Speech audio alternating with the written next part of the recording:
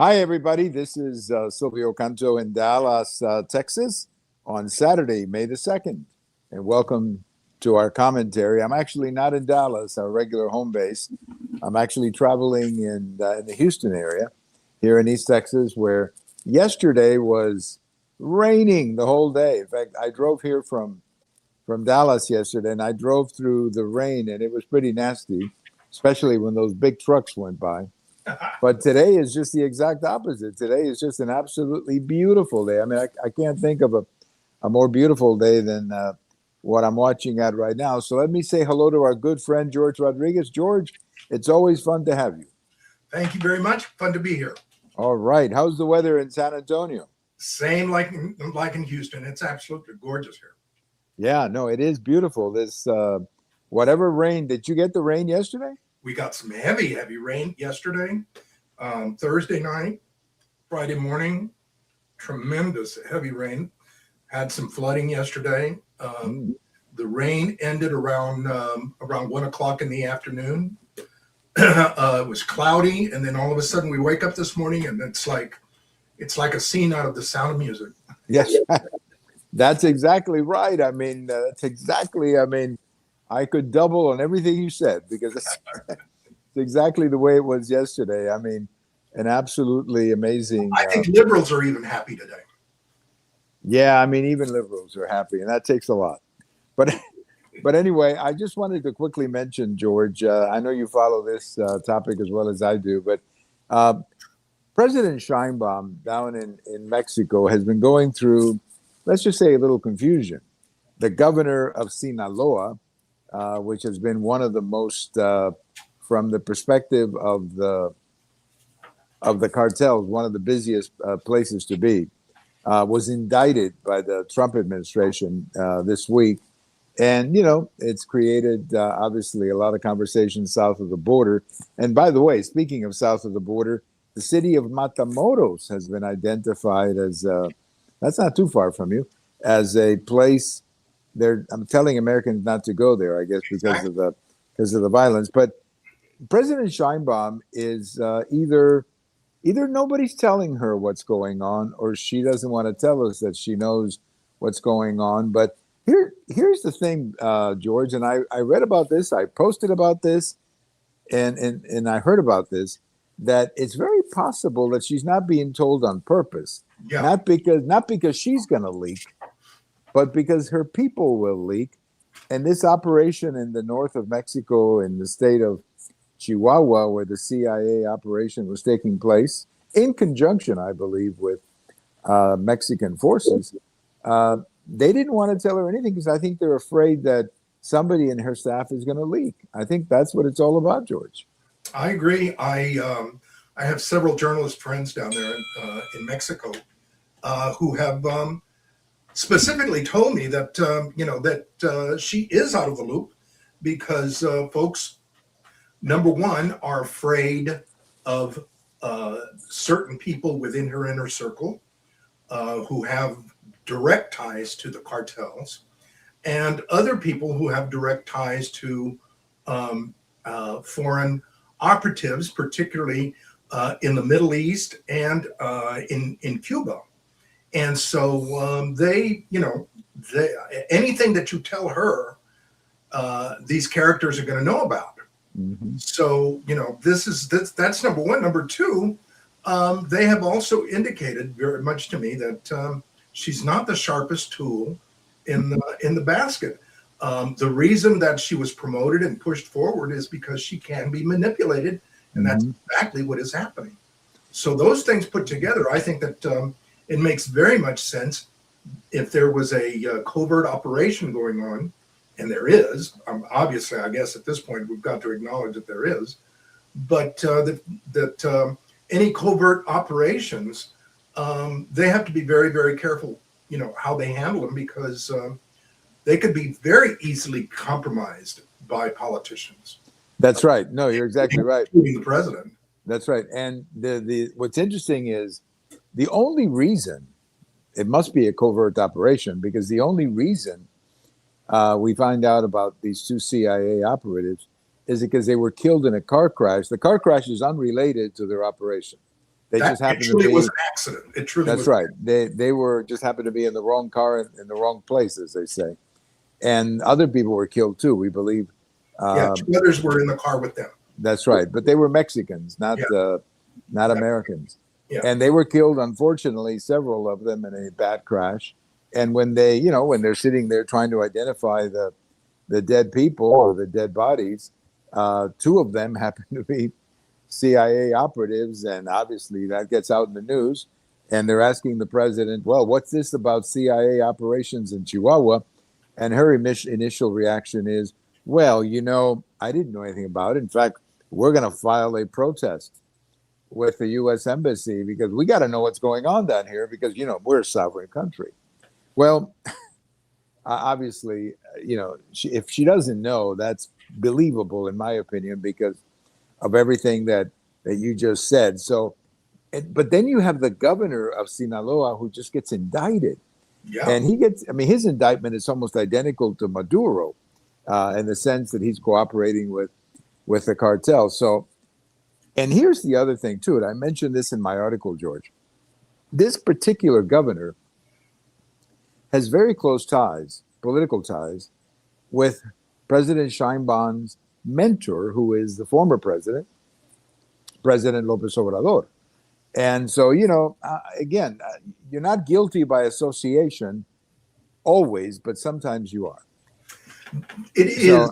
I mean, the amount of corruption in Mexico's government is rampant. Right. I mean, there's no two ways that you can say it. I mean, you have the governor of Nuevo León, who was indicted for fraud, completely independent of the cartels. Mm-hmm. Completely, I mean, just fraud and embezzlement and a few other things, stealing from the treasury, from the state treasury. I mean, completely independent of that.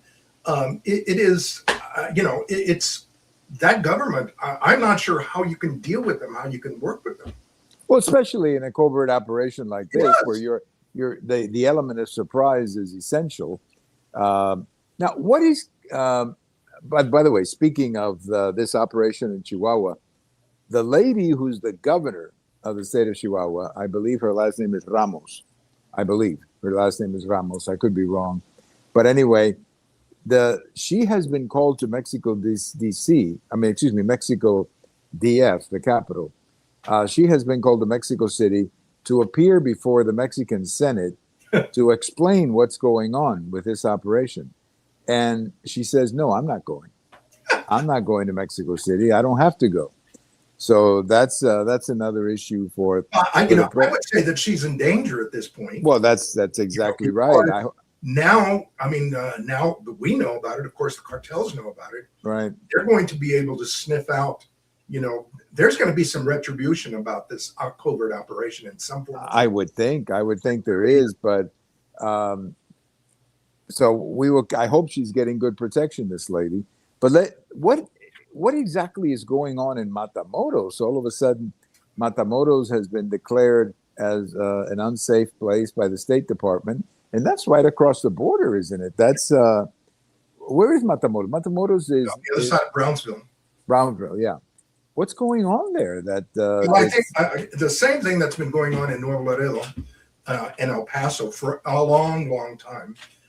First of all, is the issue of cartels competing with one another. There's been a gang war going on. That's number one.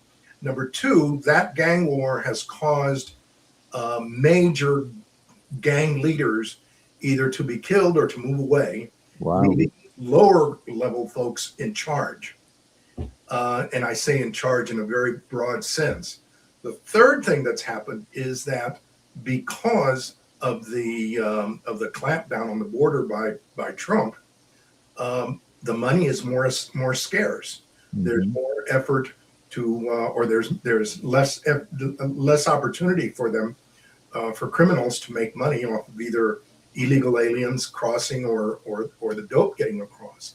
The dope is still the main thing that is coming across that they're doing. So all of those things combined, it's created great friction amongst the gangs, the low-level gangsters, the mini gangsters, teenagers. It's created an absolute economic disaster for them.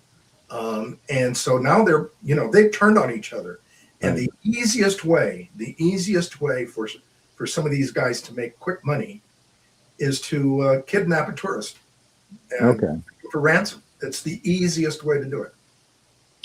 So that's Matamoros, That's and the that's biggest right thing. on the other. I mean, that's across from Texas, right? I mean, that's on the other side of People going across to Brownsville. shop, people going Yeah, across to go to the board, to a nightclub. They're telling them don't do that because you will end up getting kidnapped, and you may have to pay 2,000, 3,000. You may have to pay $10,000 to get back. that's right. But it's And just in fact, I recall a trip to Brownsville, a business trip to Brownsville. My gosh, over 10 years ago, and Matamoros. I mean, they were the airport is almost right on the border, isn't it? There, because people literally from Mexico fly in to shop. I think right to the shopping center there, and it was really interesting. But again, I think like you said, I think the overall problem here is corruption, and unfortunately, police can't handle it. The local, state, the local and federal police in that area can't handle it. And again, it's the majority of all of the crime that's happening now is these low-level little punks who nobody controls. I mean, it used that's to right. be controlled by the head cartel guy in the area, but now that there aren't any, because they're killing each other off, or because they've moved on to other stuff, these little gangsters are doing a number on each other and on everybody else. It's One of chaos. one of the interesting points you made, and I think it has to be repeated because I want the audience to really hear this, is the consequence of having of closing the border Yeah. or making it more difficult for criminal elements to cross the border, whether they're bringing people or drugs. And that is that all of a sudden there are less routes to cross. So you've got, too many cartels trying to utilize whatever routes are left. So they're kind of fighting with each other, which I think is what a lot of this is about, as you indicated, because they're literally just it's something similar, I think, happened in Medellin, Colombia, where they just went at each other, and the deadliest place to be in Medellin 25 years ago was in the wrong place between two cartels fighting with each other. Yeah. That was the worst place to be. Well, let's talk a little bit about the Supreme Court opinion. This week, there was a massive, I guess historic is a better word, not massive, historic opinion where the Supreme Court basically said you could no longer draw up congressional districts based on race. And it was based on a opinion, or the map in question was a map in Louisiana. And if anybody wants to see a PhD in gerrymandering, take a look at that map. That map is unbelievable. It starts way up here and it ends way down here. And I don't think the people in the top section of that district are in the same zip code as, it's ridiculous. It would be like having a district that starts in let's say Dallas and ends in San Antonio. Something like that, with all these, strategically places along the way, just to make sure you have a certain racial group that represents the majority of the district. Well, the Supreme Court said you can't do that. You can draw the district any way you want to, but you simply cannot do race. And I think it was the correct decision. And then, of course, the Democrats are freaking out, including a former president, Obama, who, how does he do this? I don't know. I have a post about this on Sunday where I asked the question, how do you do it, Mr. President? How do you, 1 week, go on TV every single minute to tell the people of Virginia that they have to redraw their maps from 6-5 to 10-1 or whatever, 11-1 or whatever it was? How do you do that? How do you support that and turn around and get angry at the Supreme Court opinion that basically says you cannot do that anymore? So I don't know how Obama does it, but he did it. Maybe he's got an explanation for it, George. But what is your reaction to the opinion? I'm sure you've seen this, having lived in Texas here all your life. You've seen this opinion. I think in many ways these things used to hurt Texas a lot, George. Oh, definitely. Let me tell you, not only have I seen it in Texas, but in 1975, when I went to Washington, D.C. the first time as an intern, I watched the discussions about the passage of the 1975 Voting Rights Act. It was actually part of the Civil Rights Act, but it was the voting rights portion of it. And I remember the big discussions about that within the civil rights community, who wanted integration, those versus those who wanted to create, in my opinion, bastions of race and political bosses. And the folks that wanted those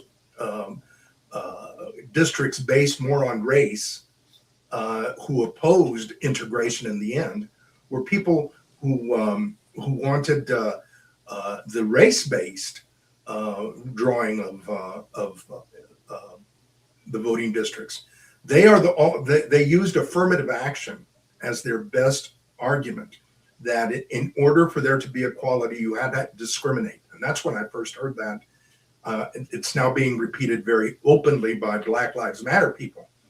But they said that you needed to discriminate. You needed, if you were going to ever have equality, you were going to have Black-based districts, Hispanic-based districts, Native American-based districts. And of course, I mean, that's arguing for racism. And it has been that has been the argument, and nobody has challenged it because they were afraid to be called racist. Well, here we are in 2026, 50 years after the 1975 Voting Rights Act, as it was amended. And finally, there's been some logic allowed. We need integration of people. We don't need segregation, whether it's segregation based on economics, segregation based on schools or education, or segregation, racial segregation based on voting. Right. We need integration. And I think that this is the situation that we've got at this point, and it's right. And the only people that are screaming are people who wanted this race-based political bossism. Right. No, I agree with you. But two things that have always struck me about all of this. The first one is that congressional districts have to have some kind of regional integrity.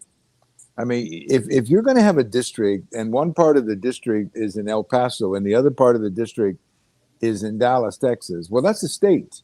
That's not really a district, you know? Yeah. And so I think the districts have to have some kind of regional integrity. Now, I understand that some states, like, for example, Wyoming, they only have one representative, but that's because the population of Wyoming is like 500,000 people. But if you have a state where, you have 5 or 6 million people or whatever, you should be able to draw up the districts in a way that there's some kind of regional. By the way, one thing I've noticed about East Texas, if I may just get out of my speech here for a second, is that there's a lot more bugs here and a lot more flies here than there in North Texas. So I just, if I do this while I'm speaking, it's because there's a little, bug flying by me. Yeah, I mean, mosquitoes. I never do that in North Texas for some reason. There's another one that just hit me. But anyway, there has to be some kind of regional integrity. And there was a case in Illinois one time where I heard that, this is where the Democrats gerrymander. I mean, that's where they have a PhD in gerrymandering. And there's a district where there's a street, and one neighbor on one side of the street lives in a different district than the neighbor across the street. And they did that so that they could draw up, more Democrat districts. Well, that's what you don't want to have. You want to have some kind of regional integrity. And if anybody, I would invite anybody to look at that map, that Louisiana map that was before the Supreme Court. And if anybody can say to me that there's regional integrity in that map, then I don't think you're being straight, because that is not a map that looks like, like anything other than a map that was created for the purpose of of creating in this case, an African American district.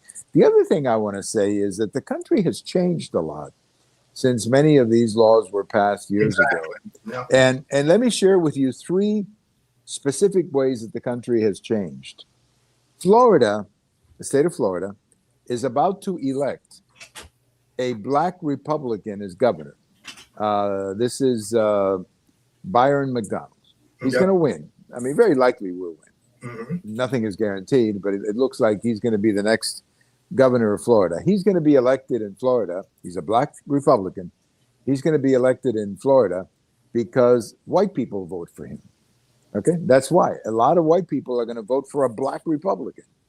Then you go to Michigan, where John James, another black Republican, looks very likely like he's going to be the next governor of Michigan. Why? Because a ton of white people in Michigan are going to vote for him because they like him. They think he represents the state. But then you go to Virginia, and there a white Democrat defeats a black Republican woman. And nobody says anything about and that. Nobody says anything. It's like, oops, we don't want to talk about that one. But what these three examples show me, George, is that people are willing to look beyond race. The reason that so many black Democrats voted for the white woman in Virginia is because they like her political views. And the reason that so many white Republicans are going to vote for a black Republican in Florida and one in Michigan is because they like their political views. So I think, we're beyond the point where everything is about race. We're beyond that point. Yeah. And I know somebody's going to send me an email and say that, no, there's still racism. I didn't say that there isn't racism. There's going to be racism as long there's as... There's always going to be racism. Yeah, as long as there are two people of a different skin color, there's going to be racism. But that's not the issue. The more important issue is that it's not something that is a big deal in our society. It's handicapping. That's right. And I don't think it is a big deal anymore. I really don't. I don't think racism is the big issue anymore as it was. You remember this, having grown up in Texas. I'm sure if you go back to Texas, let's say 1961, 1962, that was a much different place. I remember a fellow that I knew or I met here in Dallas about 20 years ago, a black man who I met here in Dallas. And he said to me that whenever blacks would travel by train in South Texas, they would shut the window because they didn't want people outside, especially if the train would stop at a city station or something. They didn't want people to know that there were black people inside that car because they were afraid of they might do something to them. Well, we're beyond that. I mean, those days were bad, but thankfully they're gone. And now we live in what I think is a much more diverse country where you're willing to vote for somebody like McDonald in Florida or James in Michigan, and nobody gets obsessed about the fact that they're black. But they're going to win as Republicans, and they're going to win because they're going to win the majority of the white votes, which is... On the contrary, I think that the people that do get upset are the Democrats. Absolutely. Who claim that folks like them and like us, I just heard that 2 days ago, are not Hispanic enough. Oh, I've heard that a million times. I'm not sure what that means. Well, but I always ask. I always ask when I do that. Would you like to see my whatever they call that when they do your genealogy? Yeah, when they do it. Would you like to tell me where I'm not? Because I'm actually more Hispanic than you are. If you really want to get down to the nitty gritty here, but you're right. I think it's because they need the issue of racism to justify themselves. Exactly. That's exactly right. Yeah. Well, let's move to Texas for a quick second here. We are now in the month of May, which means that we're getting close to a primary. A few weeks from now. Now, the 26th. Early voting begins around the 18th or so, or no, earlier than that. Yeah. So I'm sure you'll start seeing the lines because I do think there's going to be a heavy turnout for this one. But there isn't a lot of surprise up here in North Texas where I am. Where I'm normally am, not at this moment, but where I normally am. And really the two biggest ones that I can see off, of course, are the U.S. Senate and the Attorney General. Those are the two that I see a lot of commercials and a lot of, mail literature that, political ads that I'm getting. The one for Attorney General, I mean, I voted for your congressman. I voted, all of a sudden, I can't think of his name, and I voted for him. Chip Roy. I'm sorry. Gosh, how can I do that? Say that I voted for somebody, I don't remember his name. But I voted for Chip Roy, and I will do so again. But he came in. There's somebody who's running against him who's certainly running a lot of ads up here on TV, and that could be a close election. But the king of all, the king of kings, as they say, is Paxton versus Cornyn. And I will tell you the truth right now, George. I have no idea who's going to win. That's the heavyweight, and that is a heavyweight not only in Texas, but it's also a heavyweight fight across the country. Sure is. And, I mean, there's all sorts of fears as well as hopes that are entangled in it, and I think the greatest fear is whoever wins, are they going to be able to beat Tellerico, right? The Democrat. Now, the Democrat has been playing a good game of portraying himself very middle of the road, but it's starting to rub. I mean, today I read an article where Tellerico is being looked at as a person who cannot win the black vote. Mm. And there's Colin Allred is out there, has not announced that he's endorsing him. Neither has the congresswoman that ran against him. They are, him winning in the. I mean, and nobody's saying about that because they're so busy trying to sell us the idea. And this is the only way that I can put it, is that they're trying to sell us the idea that neither Paxton nor Cornyn, more so Paxton, cannot beat Tellerico. Well, that's what they're trying to do. I actually think they will both beat Tellerico. But what I do think has to be said, and no fairness has to be said, is that I think Paxton will win by maybe 3 to 5 points, whereas I think Cornyn will win closer to 10. So that's what I think. That's my opinion, because Cornyn has been there before. He has run before, and he appeals a lot to independents. Might appeal a lot to Democrats, whereas I don't think Paxton will appeal to too many independents or Democrats. So that's my point of view. But the one thing about Tellerico, I sent you a poll that came out that shows that he's ahead. Yeah. But I have not seen a poll yet, George. And this was exactly the same problem that Beto O'Rourke had in 2018 when he ran against Cruz, and definitely in 2022 when he ran against Governor Abbott. And you will not find a poll that shows Tellerico cracking 50%. Yeah. I mean, in every poll, he's beating Paxton 43-41. Well, what happens between 43 and 50? Right. Yeah. And I think that's why I really believe that the best thing that Tellerico, his best shot is to do a repeat of Beto in 2018. I think if he runs against Cornyn, it'll be more like 2022 Beto against the governor. But that's my feeling. That's my feeling. But I do believe both of them will can beat Tellerico. Tellerico is starting to come across as a bit of a phony. Yes. I mean, he's not, he should drop all the pretense and just tell us who he is, instead of, talking about, I don't know, the garbage that he's talking about. I don't like it when politicians tell me that, we should bring the country together. Okay. I have no problem with bringing the country together, but there's not a lot that Tellerico believes that brings me together to him. Yeah, right, exactly. Yeah. He wants me to move towards him. Well, that's it. He doesn't want to move towards me. That's it. And so he wants us to walk together on his side of the aisle. Exactly. Rather than him literally coming down to the middle. The other thing is I have not really heard anything about Tellerico on issues that the Senate is going to have to deal with, like the the war in Iran or other issues. I mean, it seems to me he's been very much of a what I would call a hope and change kind of Yeah. candidate.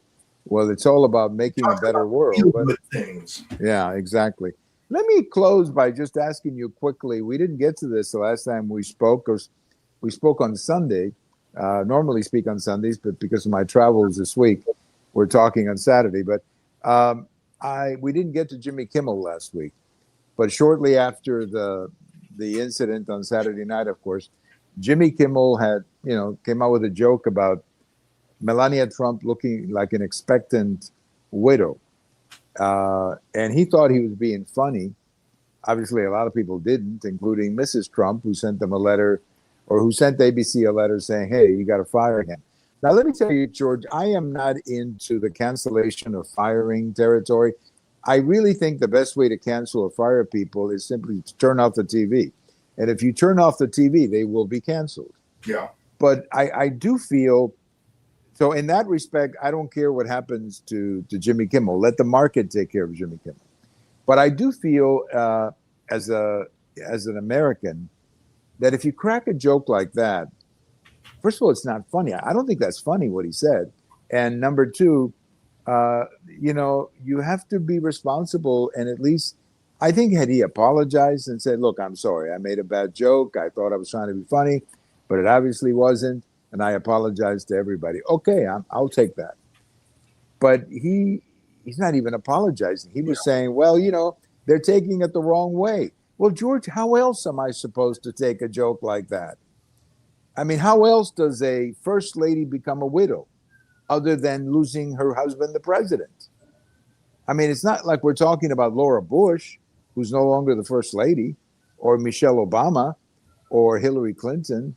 We're not talking about the first lady of a prior president. We're talking about the first lady of the existing president. So how else does she become a widow other than having the president die, George? It was in poor taste, and he should apologize for it. I think two things. First of all, comedy, like beauty, is in the eye of the beholder. It's in your ear.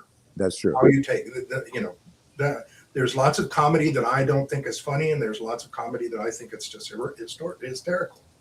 And some people might not believe that, or think that it's funny. Same thing with beauty. However, there is a line on taste, particularly when you're in public television, when you're in commercial television, where the public is watching you, where you influence people.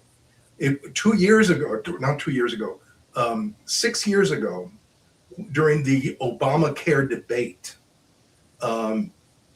Jimmy Kimmel, longer than that, probably 8 years ago, during the Obamacare debate, Jimmy Kimmel came out and was very upset that Republicans were not supporting Obamacare.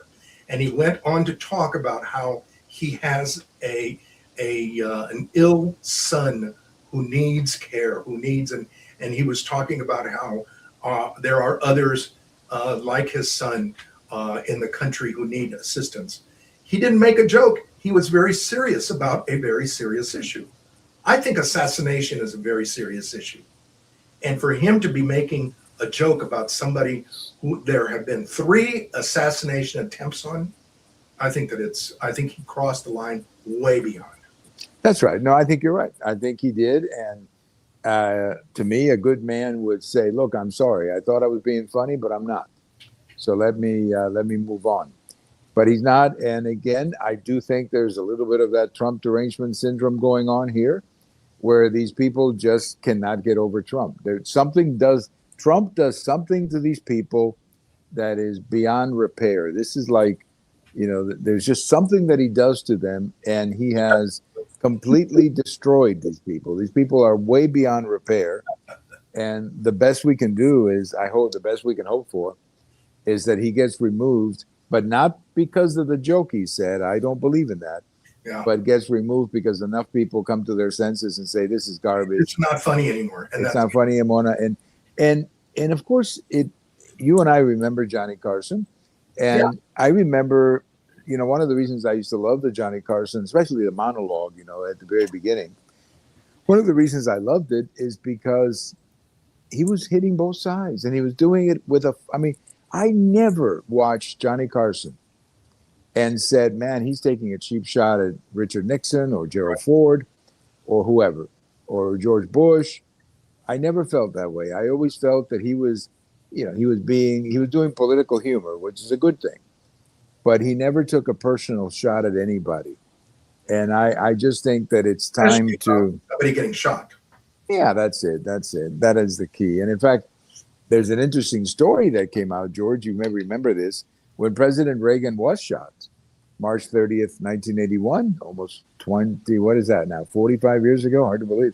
Yeah. That Carson was going to do the Oscars, either that night, the night that the president was shot, or the next night. And he canceled it. He said, no, we cannot do this, while the man is in the hospital, fighting for his life. And I think that was in good taste, and that was good for the country. And we need more of that, George. That's right. That's right. Yeah. We need to show respect. Right. And if you're wondering why there have been 3 attempts at him that we know of, because there have been other threats. Oh, sure. At least 3 attempts. Then I think we don't have to do much more than look beyond how he is being treated by these so-called comedians. You're right, and by people who have just gone crazy. They've lost their minds. Yep. They need to go to a psychiatrist and say, "Doctor, get him out of my head, because he's hurting me more than I'm hurting him." All right, George. Well, hello from East Texas, where again these flies are something that I'm not used to in Dallas, but other than that, I love East Texas.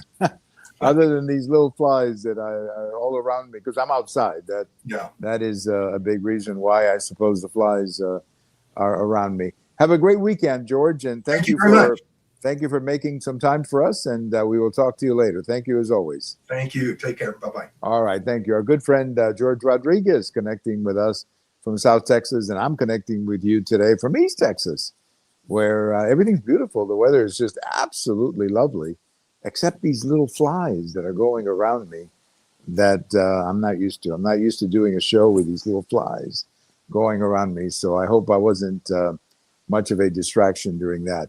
Have a great weekend, everybody. We'll be back in town on Monday, and we'll talk to you later. This is Silvio Canto in Dallas.